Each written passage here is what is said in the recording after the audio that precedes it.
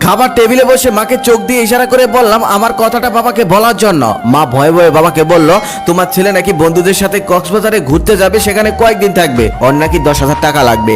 বাবা আমার দিকে তাকিয়ে বলল, কবে যাবে? আমি বললাম 5 দিন পর। বাবা তখন বলল, আচ্ছা ঠিক আছে, আমি 3 দিনের জন্য একটা কাজে বাইরে যাব, এই 3 দিন তুই একটু দোকানে বস, আমি ফিরে এসে তোকে টাকা দেই। আমি খুশি হয়ে বললাম, আচ্ছা ঠিক আছে, কোনো সমস্যা নেই, এই 3 দিন আমি দোকানে বসবো, তুমি তোমার কাজ সেরে আসো। পরের দিন আমি সকালে দোকানে চলে গেলাম। আমাদের ছোট্ট একটি দোকান আছে, কাপড়ের দোকান, সেখানে 2 জন কর্মচারীও আছে। আগে অনেকবার দোকানে গিয়েছি, তবে কখনোই দোকানে বসা হয়নি। দোকানে আমার এই প্রথম বসা। দোকানে আমার কাজ হলো কোন মাল কত টাকা দিয়ে কেনা আর কত টাকা বিক্রি করা সেটা লিখে রাখা, আর কাস্টমার আসলে কাপড় দেখানো। তারপর সেই কর্মচারীরা আমাকে কাজকর্ম বুঝিয়ে দিচ্ছিল। ঠিক সেই সময় সকাল সকাল একজন কাস্টমার আসলো।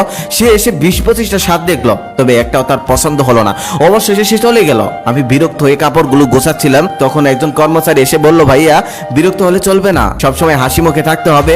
কিছু কিছু কাস্টমার এসে দোকানের সমস্ত কাপড় দেখে ফেলবে, তবে একটাও নিবে না, কিচ্ছু করার নেই, তারপরেও হাসি মুখে থাকতে হবে। তার কিছুক্ষণ পর আরেকটা ছেলে আসলো। সে এসে প্যান্ট দেখতে চাইলো। আমি তাকে কয়েকটা প্যান্ট দেখালাম। তারপর সে একটা প্যান্ট পছন্দ করলো। সেই প্যান্টটার কেনা দাম ছিল 1200 টাকা। আমি তার কাছে 1500 টাকা চাইলাম। সেই প্যান্টটা সে কিছুক্ষণ নাড়াচাড়া করে 300 টাকা বলল। আমার রাগি শরীরটা জ্বলতেছে। 1200 টাকা কেনা প্যান্ট 300 টাকা বলতেছে, তবে কিছুই বলতে পারছি না। তারপরে হাসি মুখে বললাম, না ভাইয়া দেওয়া যাবে না, এই প্যান্টটা তুমি 1400 টাকা হলে নিতে পারবে। ছেলেটা চলে গেল। তার কিছুক্ষণ পর আরেকজন মহিলা আসলো। এসে সমস্ত দোকান উলটপালট করে ফেললো। তারপর 2টা কাপড় পছন্দ করলো। পছন্দ করার পর বলতেছে, আমার হাজবেন্ড 3 দিন পর স্যালারি পাবে, 3 দিন পর এসে আমি এই কাপড় দুটি নিয়ে যাব, রেখে দেন। রাগে আমার শরীর জ্বলতেছে, কিন্তু আমি কিছুই বলতে পারতেছি না। তারপর তাকে হাসি মুখে বললাম, ঠিক আছে আন্টি, আঙ্কেল যখন টাকা পায় তখন এসে কাপড়টা নিয়ে যান, সাথে আঙ্কেলকেও নিয়ে আসবেন। তার কিছুক্ষণ পর একটা ছেলে আর একটা মেয়ে আসলো। দেখেই মনে হচ্ছিল তারা গার্লফ্রেন্ড বয়ফ্রেন্ড। এসে অনেক ভাব দেখাচ্ছিল। এক কর্মচারীকে বলল, তোদের দোকানের সব থেকে ভালো কাপড় চোপড় গুলো আমাকে দেখা। তারপর সে অনেকগুলো কাপড় চোপড় দেখালো। অনেকগুলো কাপড় চোপড় দেখার পর সে বলল, তোদের দোকানে আর ভালো কোনো কাপড় নেই? কর্মচারী তখন বলল, না ভাইয়া, আমাদের দোকানে এর থেকে ভালো কাপড় চোপড় আর নেই। তখন সে বিরক্ত হয়ে বলল, দূর, ফকির নিয়ে একটা দোকানে এসেছি, শুধু শুধু সময় নষ্ট করলাম। তখন আর সহ্য করতে পারলাম না, মুখ ফুটে বলেই ফেললাম, ভাইয়া আপনি তো বড় লোকের পোলা, তাহলে এখানে কেন এসেছেন?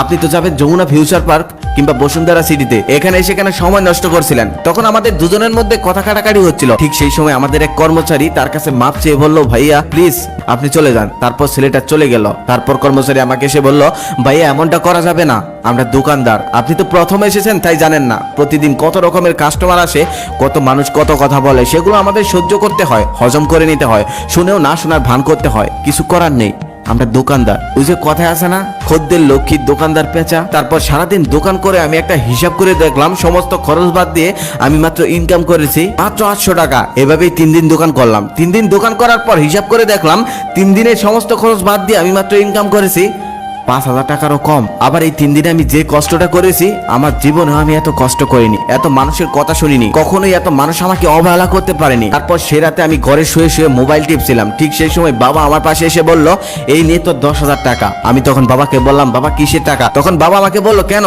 তুই না বন্ধুদের সাথে কক্সবাজারে ঘুরতে যাবি, সেখানে না টাকা লাগবে? তখন আমি বললাম, না বাবা, আমি ঘুরতে যাব না।